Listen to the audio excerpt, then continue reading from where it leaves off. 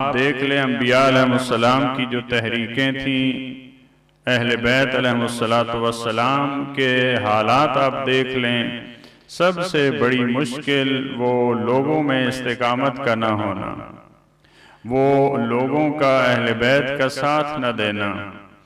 अगर लोग अहले बैत अलैहिस्सलाम का साथ देते 3 साल तक शेब अबी तालिब में ख़त्मी मर्तबत और बनी हाशिम का बाइकाट न किया जाता, उनको वहाँ की मुश्किलात न सहनी पड़ती, वहाँ पत्ते और ऐसी ऐसी चीज़ें खाकर ऐसे मुश्किल दौर से गुजरे। उसी वजह से आपके सामने है जनाब अबू तालिब की ज़िंदगी के आखिरी वो अय्याम हैं, जनाब खदीजतुल कुबरा।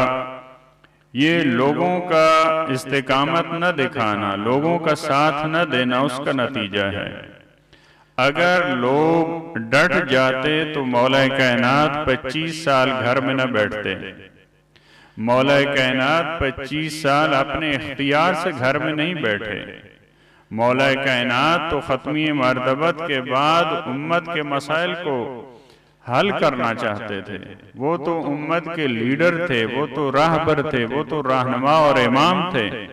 इमाम का काम घर में बैठना नहीं होता, इमाम का काम उम्मत के मसाइल को हल करना होता है।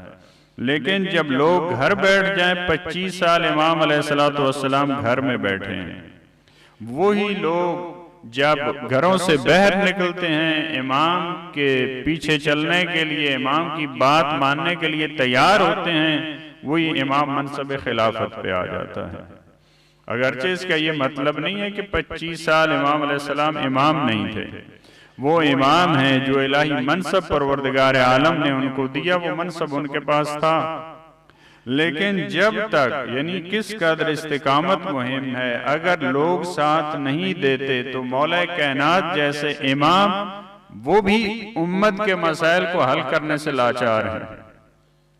उस इमाम को अली इब्न अबी तालिब जिनकी तलवार ने, देखें आप बद्र में क्या जौहर दिखाए, आप ओहद में देखें, खंदक में देखें, खैबर में देखें, मुख्तलिफ जंगें जितने सनादीदे कुरैश थे उनको मौला कायनात ने फिन्नार किया। लेकिन जब लोग घरों में बैठ जाते हैं, लोग साथ देने के लिए तैयार नहीं होते, इमाम अलैहिस्सलाम घर बैठ जाते हैं।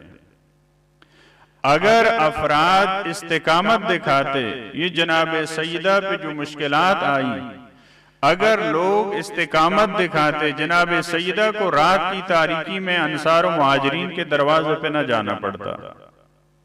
अगर लोग इस्तिकामत दिखाते, जनाब सैयदा पे कितनी मुश्किलात आई।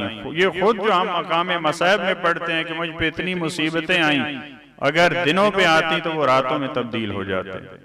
ये मुसीबतें, ये मसाइब किस वजह से है? क्योंकि लोग इस्तिकामत नहीं दिखा रहे हैं, लोग सुस्ती कर रहे हैं, लोग अपने कामों में मसरूफ हैं। अगर लोग इस्तिकामत दिखाते, इमाम मुज्तबा अलैहिस्सलाम मरहले जंग में है लेकिन वहां सुल्ह पे मजबूर हो जाते हैं क्योंकि लोगों में इस्तिकामत नहीं रही। अगर लोग इस्तिकामत दिखाते और सैयद शुहदा का साथ देते तो इस तरह से बेयारो मददगार चंद अफराद के साथ करबला में इस तरह मजलूमियत के साथ इमाम अलैहिस्सलाम की शहादत न होती। अगर लोग इस्तिकामत दिखाते, इमाम काज़िम अलैहिस्सलाम को इतने साल, बाज रिवायात या बाज अकवाल की बिना पे 14 साल, अगरचे वो मुख्तलिफ मराहिल में आजाद हुए फिर जिंदान में गए, तो ये इतना लंबा अरसा इमाम अलैहिस्सलाम, मैं आपसे पूछता हूँ क्या इमाम मूसा काज़िम अलैहिस्सलाम के बारे में अल्लाह ने ये चाहा कि आप जिंदान में जाएं? खुदा को ये पसंद था कि इमाम मूसा काज़िम अलैहिस्सलाम जिंदान में रहें? क्या खुद इमाम को मोहब्बत थी कि मैं जिंदान में रहूं? इमाम अलैहिस्सलाम के जिंदान में रहने की वजह क्या? लोगों का साथ न देना। अलबत्ता जब उस मरहले में पहुंच जाते हैं तो फिर ऐसा नहीं होता कि इमाम अलैहिस्सलाम वहां पे राजी ना हो। वहां पे फिर ये ज़ाहिर है जब हालात इस तरह के बन गए हैं तो उसी जिंदान में रहने के इमाम अलैहिस्सलाम फरमाते हैं, खुदा तेरा शुक्र है कि तूने इबादत के लिए मुझे खलवत अता की है। लेकिन इमाम की ड्यूटी नहीं है, इमाम इसलिए नहीं है कि इमाम अलैहिस्सलाम तन्हाई में बैठ जाएं। आज इसी तरह से इमाम अलैहिस्सलातु वस्सलाम तो हर लम्हा यही चाहते हैं कि पर्दा गैबत उठे और ये मराइल खत्म हो और मैं उम्मत के मसाइल को हल करूं। आज भी हमारा इस्तिकामत, ये जो आयत है वह अल्लविस्तकामु अला तरीकत लास्कैनाहुम माअन गदका, कि अगर हमारे तरीका पे लोग डट जाते, इस्तिकामत दिखाते, तो उनको आबे गुवारा पिलाया जाता। जब इमाम अलैहिस्सलाम ने पांचवें इमाम से जब पूछा गया ये हमारे तरीका पे इस्तिकामत से क्या मुराद है, फरमाया ये विलायत पे इस्तिकामत है।